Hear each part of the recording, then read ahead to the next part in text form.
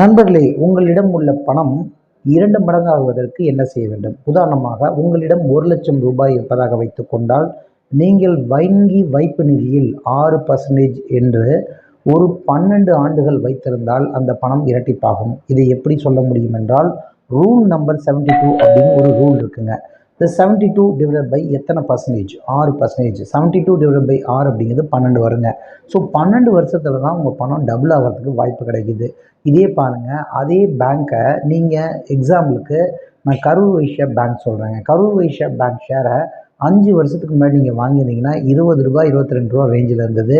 இன்னைக்கு 5 வருஷம் கழிச்சு அது ரூ. 220 230 ரேஞ்சில் இருக்குது. கிட்டத்தட்ட 5 வருஷத்தில் 10 மடங்கு வளர்ந்துருக்குங்க. ஸோ இதற்கான வீடியோ விளக்கம் வேணும்னா டிஸ்கிரிப்ஷனில் டீட்டெயில் கொடுத்துருக்கேன் பாருங்கள்.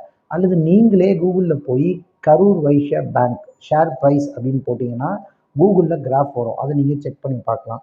ஸோ நீங்கள் பொருளாதாரத்தில் தன்னிறைவடையணும், வாழ்க்கையில் பணக்காரராகணும் அப்படின்னா ஆபத்தை தவிர்க்கக்கூடாது, ஆபத்தை முறையாக ஹேண்டில் பண்ணணும் அப்படிங்கிறத நீங்கள் முழுமையாக இங்கே தெரிஞ்சுக்கணும்.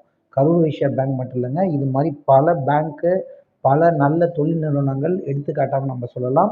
அப்போலோ ஹாஸ்பிட்டல் எடுத்துக்கிட்டிங்கன்னா 5 வருஷத்தில் எவ்வளோ டபுள் ஆகிருக்குன்னு செக் பண்ணுங்கள்.